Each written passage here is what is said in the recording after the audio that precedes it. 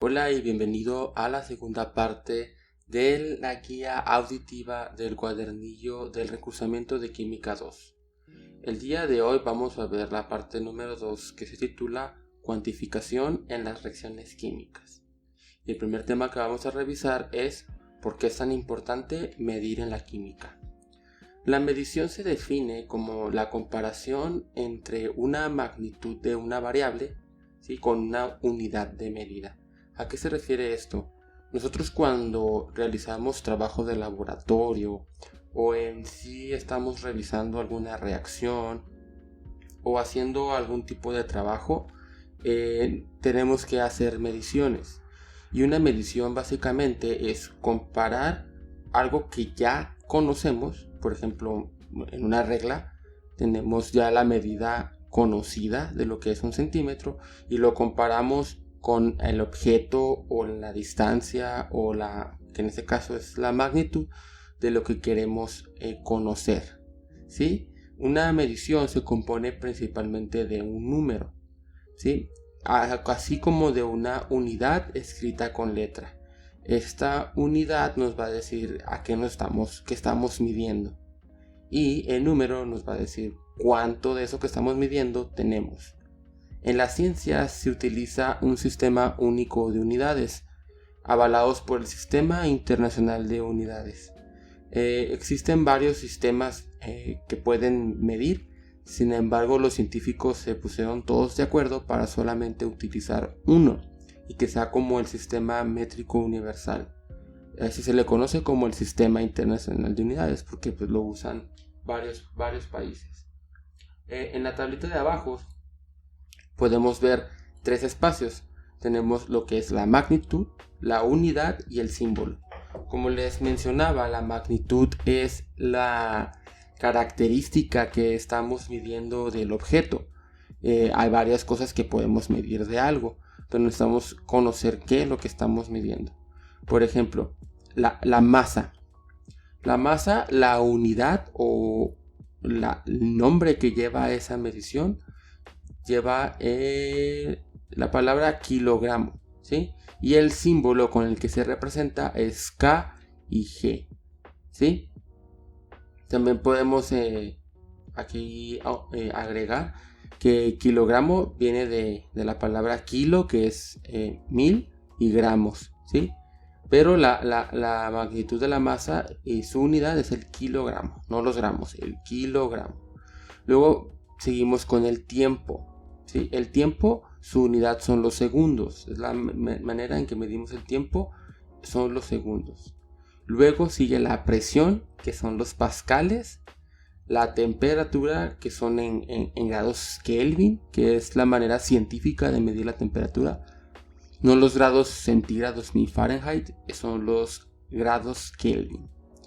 Luego continuamos con la energía, que son los Joule. Y por último la cantidad de materia, que es el mol. Hay que aquí recalcar que es muy diferente lo que es la masa y la cantidad de materia. Puede sonar similar, pero son dos cosas muy distintas. Porque la masa mide como la cantidad total de algo. En cambio, la cantidad de materia mide específicamente cuánto hay de eso. Sí, ahorita más adelante va a quedar claro. Entonces dijimos que para la cantidad de materia la unidad es el mol. Continuamos con el siguiente tema, que es cantidad de sustancia y su unidad el mol. Dice aquí, en química se utiliza una magnitud llamada cantidad de sustancia, cuya unidad es el mol. Esta unidad sirve para medir grandes cantidades de átomos, moléculas o iones, que es muy importante aquí lo que les menciono. Que en la masa estamos midiendo como el total, ¿sí? No de forma específica, sino como un objeto, como todo ese objeto, sin importar. Estamos contando sus átomos, sus moléculas, sus iones, todo de ese objeto. Sin embargo, cuando contamos moles o estamos utilizando el mol, estamos contando específicamente algo. ya sea la cantidad de átomos, la cantidad de moléculas o la cantidad de iones, ¿sí? En una cantidad determinada, ¿sí? En un volumen o en una masa determinada. El mol se puede definir de la siguiente manera. Un mol se define como el número de átomos que existen en 12 gramos de carbono. ¿Por qué en 12 gramos de carbono? Bueno, principalmente porque los científicos que contaron el mol, sobre todo el científico Avogadro, utilizaba el carbono como medida de referencia, ¿sí? Y él pudo definir cuántos átomos existían en 12 gramos de carbono. Porque, bueno, ahorita eso lo explicamos más adelante. Seguimos.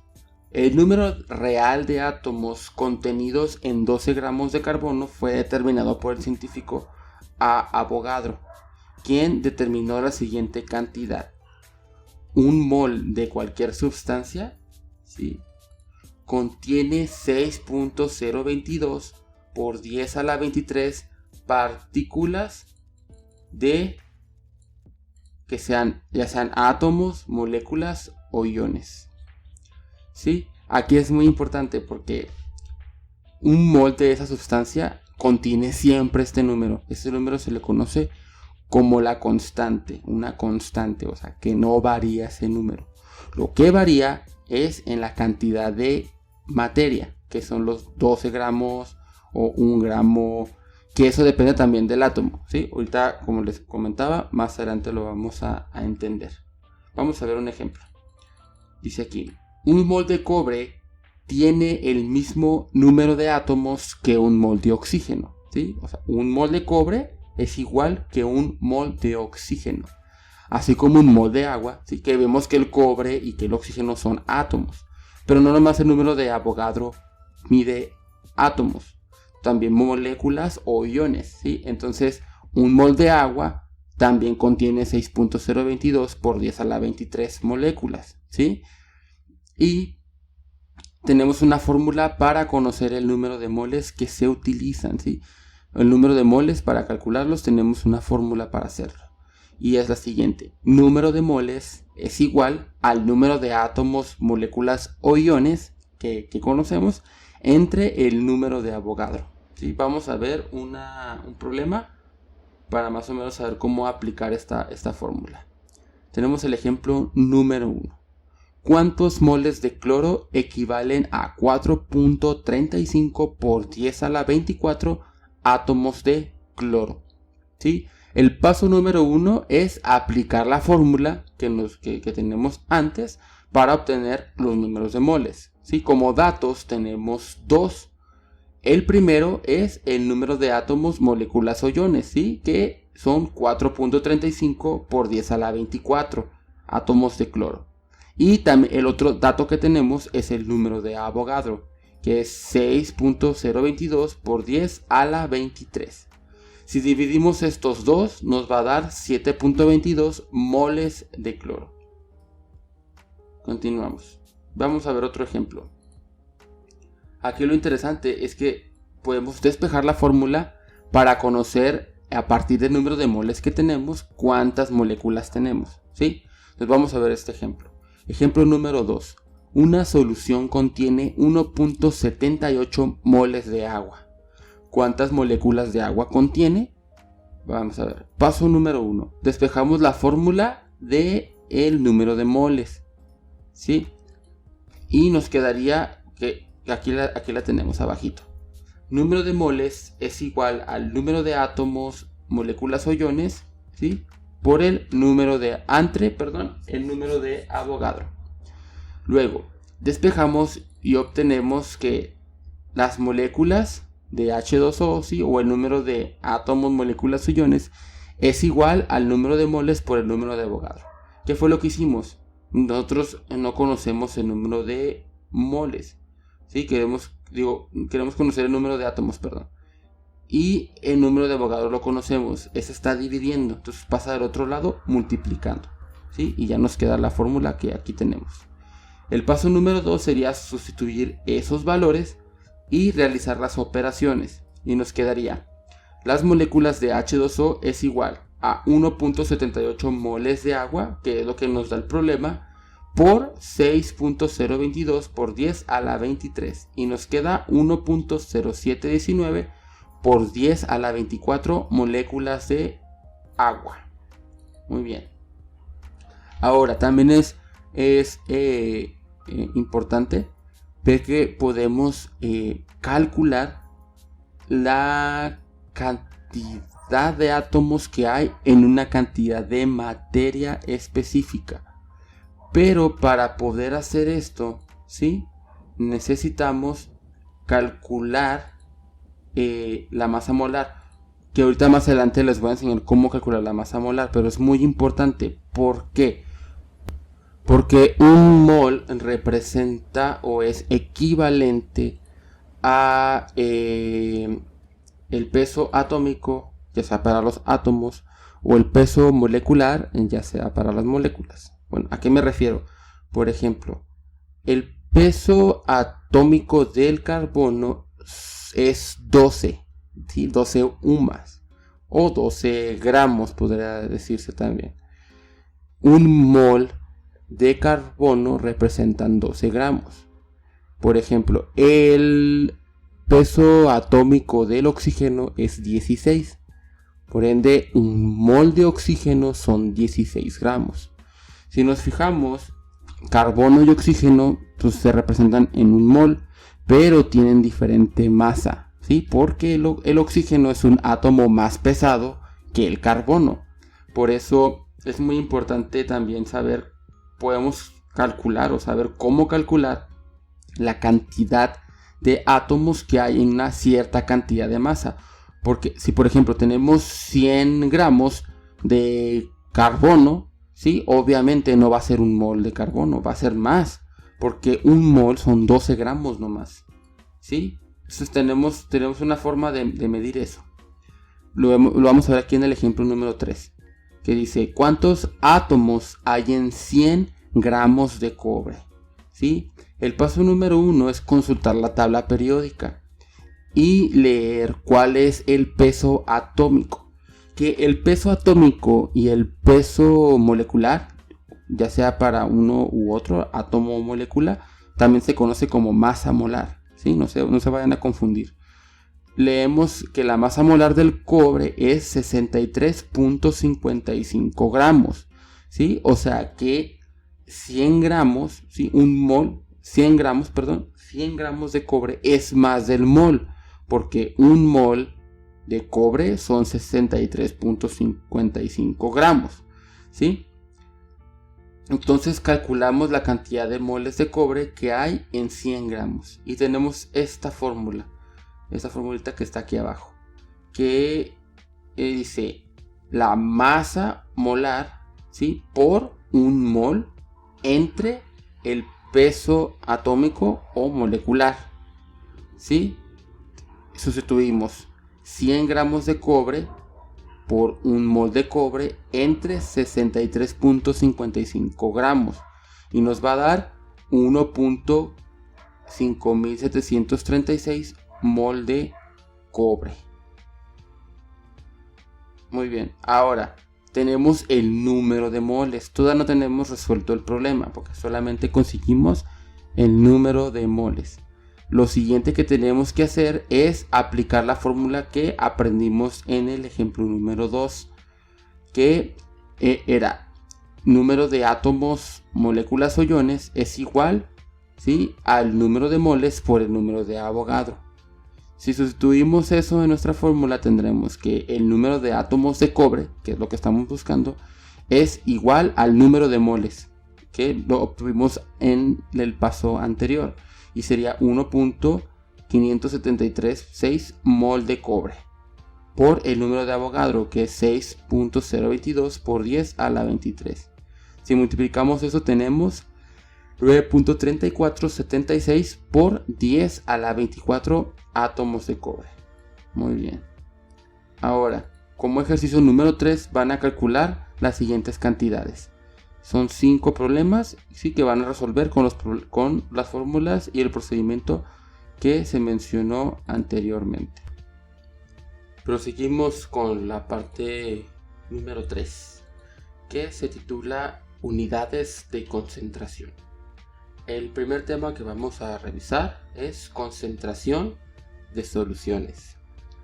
La mayoría de las reacciones químicas se llevan a cabo en soluciones. Una solución es una mezcla homogénea de dos o más sustancias. Por lo general, la sustancia que se encuentra en mayor cantidad se le llama disolvente, y las demás sustancias que complementan la solución son conocidas como solutos, y estas están disueltas dentro del disolvente. Vamos a ver un ejemplo. Si mezclamos un poco de sal de mesa, de NaCl, en bastante agua, entonces tenemos que el agua es el disolvente y la sal el soluto, ¿sí? Porque el agua es la que está en mayor volumen, o es la mayor, y la sal es el soluto porque es el que está en menor cantidad. Ahora, en las soluciones tenemos diferentes proporciones entre la cantidad de los disolventes y sus solutos. A esta diferencia se le conoce como concentración, y esta característica nos indica la cantidad de soluto en una cantidad determinada de solvente, ¿sí? Y se pueden presentar varios casos o varias proporciones. Número 1. La solución se encuentra diluida si la cantidad de soluto es diminuta en comparación a la cantidad de solvente. Nosotros decimos que nuestra solución está diluida si, por ejemplo, el soluto está en muy poquita proporción. O sea, si, por ejemplo, en 1 litro de agua echamos 1 gramo de sal, el agua es el solvente y la sal es el soluto, pero es tan grande la diferencia entre el volumen y la masa de uno y del otro que decimos que la solución está diluida. La siguiente. La solución está saturada si la cantidad de soluto es tanta que apenas puede disolverse en el solvente. Las soluciones saturadas son el contrario de las diluidas, ¿sí? Si dijimos que en las diluidas la cantidad era tan pequeña que es casi imperceptible o es diminuta, en las saturadas es al revés. Es tanta la cantidad de soluto que muy apenas puede disolverse en el solvente. Ahora, la solución está no saturada si la cantidad de soluto es menor a la de una saturada. Podríamos decirse que las soluciones no saturadas tienen como un equilibrio entre la cantidad del solvente y la cantidad del soluto. Y por último tenemos las soluciones sobresaturadas, que son cuando la cantidad de soluto es mayor que la cantidad de solvente. No tanto de que tengamos más sal que agua, sino que la cantidad de soluto es tanta que no puede disolverse, ¿sí? No logra disolverse en el solvente. De hecho, si seguimos sumando soluto a la solución, se empieza a cristalizar, se empiezan a hacer cristales de la cantidad tan elevada de soluto que hay en esa solución. Como complemento a esta explicación van a hacer el ejercicio número 4, que básicamente van a indicar si las soluciones que se presentan ahí son saturadas, no saturadas o sobresaturadas. El siguiente tema que vamos a revisar se llama concentración porcentual en masa y en volumen. La concentración porcentual en masa o volumen es la concentración del soluto por cada 100 partes de la solución total. ¿Sí? Pocas palabras, es cuánto porcentaje de la solución total que tenemos representa la masa o el volumen del soluto, ¿sí? Tenemos una ecuación para calcular ese valor, que le podemos llamar concentración porcentual. Y la ecuación se escribe de la siguiente manera, está aquí abajo. Dice, concentración porcentual es igual a la masa o volumen del soluto sobre la masa o volumen de la solución total, todo esto multiplicado por 100. ¿Sí? Vamos a ver un ejemplo. Ejemplo número 1. Calcula el porcentaje en masa de cloruro de sodio si se disolvieron 5 gramos de esta sal en 80 gramos de agua. Lo que vamos prácticamente a calcular lo que nos pide el problema es ver de esos 5 gramos cuánto porcentaje representa de toda la solución, ¿sí? De toda la solución que tenemos. El paso número 1 es anotar los datos que nos da el problema. El problema nos da 3 datos principales. Recuerden que todas las soluciones se componen de 2 cosas, del solvente y del soluto. Entonces, el solvente es el que se encuentra en mayor cantidad. ¿Cuál es el que se encuentra en mayor cantidad de nuestro problema? El agua. ¿Cuál es la masa del agua? 80 gramos, ¿sí? Luego, el que está en menor proporción o todo lo demás serían los solutos, que en este caso solamente tenemos uno, que es cloruro de sodio. ¿Cuál es la masa del cloruro de sodio? 5 gramos. Es muy importante aquí darnos cuenta que cuando nosotros agregamos los 5 gramos de cloruro de sodio a la solución, no tenemos el porcentaje, o sea, el total de la solución no son 80 gramos, sino son 85, porque le estamos sumando esos 5 gramos de cloruro de sodio a los 80 gramos de agua. Entonces tenemos que la masa total de la solución son 85 gramos de agua con cloruro de sodio. Y el paso número 2 es muy sencillo, solamente sustituimos los valores con la fórmula que les comenté anteriormente. Entonces tenemos concentración porcentual es igual a 5 gramos de cloruro de sodio entre 85 gramos de solución. Todo esto multiplicado por 100, ¿sí? Si hacemos las operaciones nos va a dar 5.88%. Y como ejercicio número 5 van a responder los siguientes problemas, que básicamente es aplicar la fórmula que vimos antes. Así que tener cuidado porque hay unos problemas donde yo ya les estoy dando el porcentaje que hay que hacer ahí, solamente despejar, ¿sí? Con las reglas de despeje que ya conocen. El siguiente tema se le conoce como partes por millón, y esta es una medida de concentración para solutos que se encuentran extremadamente disueltos. Si dijimos que en un litro 1 gramo de sal está disuelto, sí, o sea, está disuelto, pero podría estar más disuelto, ¿sí? Hay soluciones en los laboratorios de química que se utilizan ahí que están extremadamente disueltas, ¿sí? Tienen muy poco soluto, y es básicamente por cuestiones de operatividad o propiedades de la propia solución. Entonces, las partes por millón es una medida que nos permite conocer o determinar la masa del soluto por cada millón de partes del solvente, ¿sí? O sea que es muchísimo. Pero tenemos una fórmula y realmente es sencillo calcular las partes por millón, no se estresen. La fórmula para calcular esa relación es la siguiente. Tenemos partes por millón es igual a la masa en miligramos. Es muy importante, ¿sí?, que lo hagan en miligramos, no en gramos, no en kilos, en miligramos, ¿sí? Miligramos del soluto, todo eso lo vamos a multiplicar por 1.000.000, ¿sí? O 1 por 10 a la 6, también puede ser. Y lo vamos a dividir entre la masa en miligramos de la solución. También es muy importante que lo hagan en miligramos, ¿sí? Básicamente porque se está calculando 1 gramo por mililitro, ¿sí? Es lo que se está determinando. Bueno, más bien se está midiendo en esas condiciones. Entonces tenemos que hacerlo en miligramos. Vamos a ver un ejemplo. Ejemplo número 1. Una muestra de 915 mililitros de agua de mar contienen 2.8 miligramos de iones fluoruro. Recuerden que podemos calcular átomos, moléculas o iones, ¿sí? El ion fluoruro es la forma iónica del flúor. Calcula las partes por millón, o ppm, partes por millón, de iones fluoruro en la muestra, ¿sí? Ahora, ¿por qué nos están dando la densidad en el problema? Porque dice ahí, considera que la densidad del agua de mar es de 1 gramo entre mililitro. ¿Por qué nos están dando la densidad?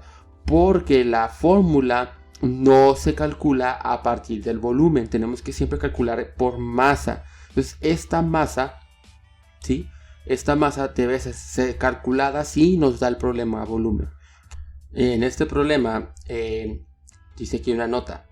Como la densidad del agua de mar es igual a 1 gramo por mililitro, entonces 915 mililitros de solución tienen una masa de 915 gramos, ¿sí? Que básicamente es lo mismo, estamos transformando los mililitros a gramos, ¿sí? Sin embargo, estos gramos los convertimos a miligramos, serían 915.000 miligramos, ¿sí? De el fluoruro.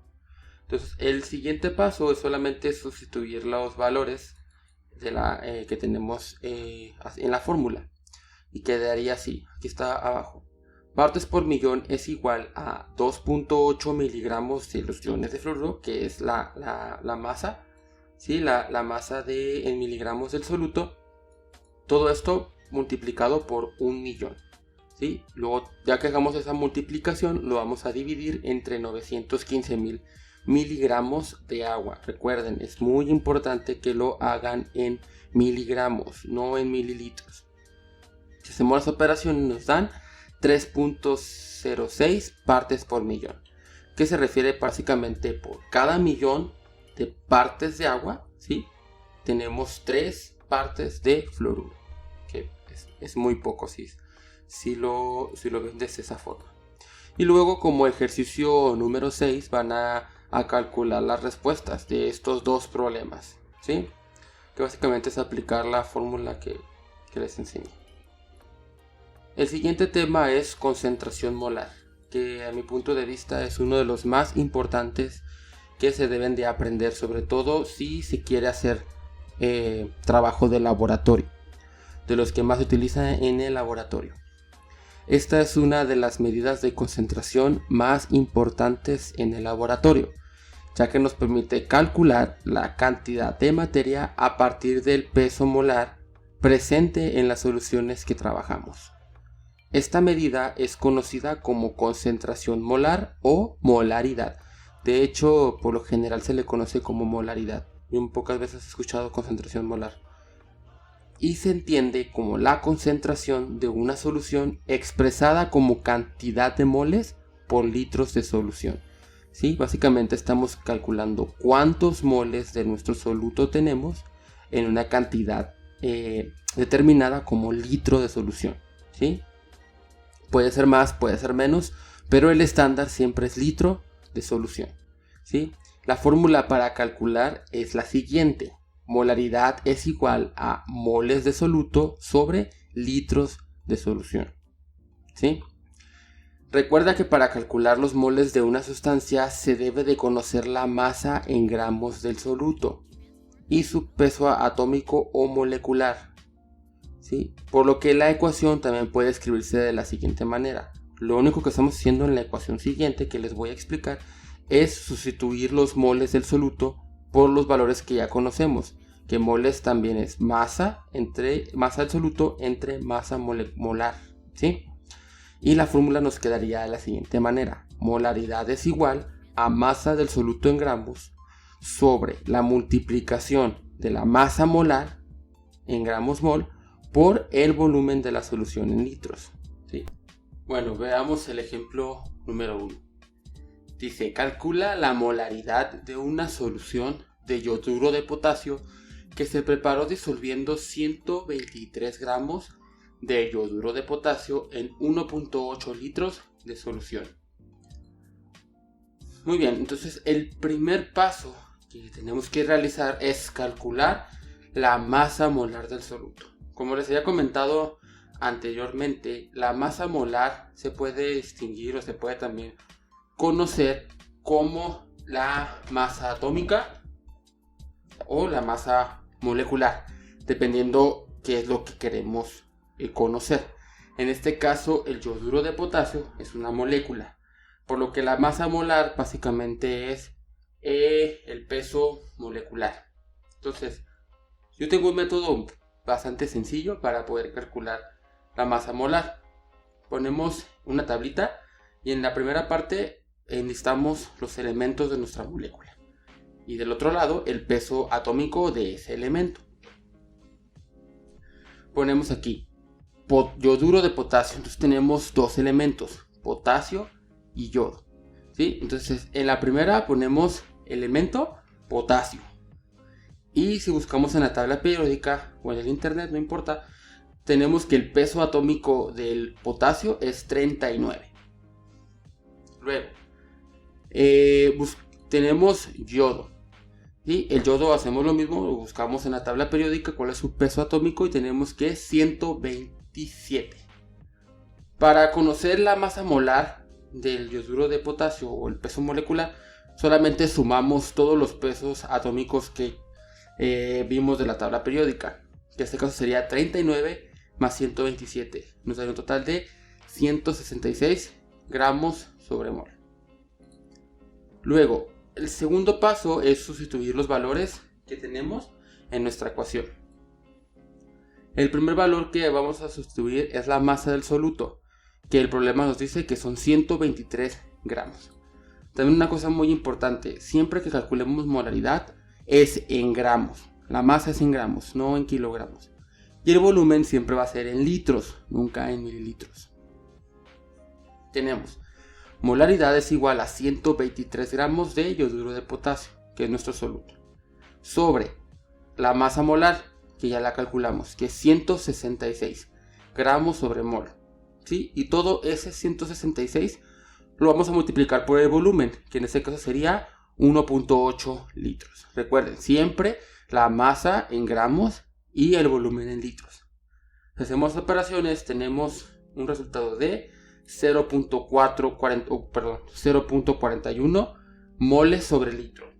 O también se puede expresar como 0.4 molar. ¿Sí? Veamos otro ejemplo.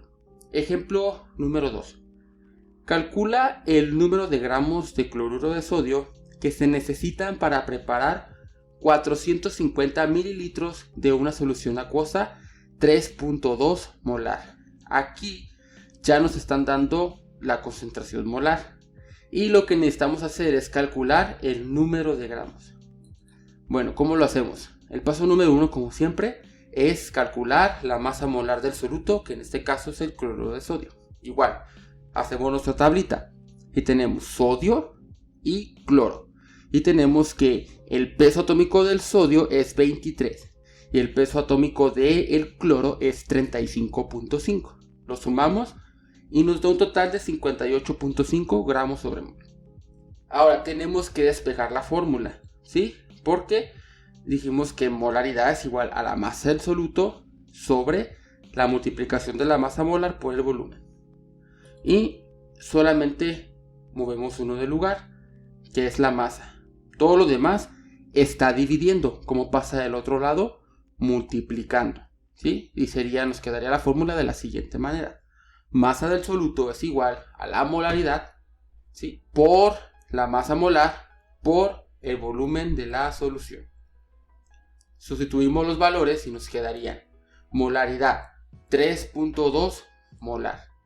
La masa molar, ya la calculamos, 58.5 por 0.450, es lo que les comentaba. El problema nos da mililitros. Nosotros no podemos usar la fórmula en mililitros. Tenemos que transformar 450 mililitros en litro. ¿Sí? Nomás lo hacemos dividiendo entre 1000 y nos quedaría 0.450 litros. Multiplicamos todo y nos quedaría 84.2 gramos de cloruro de sodio. Y ya para finalizar con esta parte, resuelven los ejercicios que se presentan a continuación, que sería el ejercicio número 7. ¿Sí? Es básicamente utilizando las fórmulas y los métodos que ya fueron explicados. Bueno, y con esto concluimos la parte número 3, que se titula Unidades de concentración. Muchas gracias.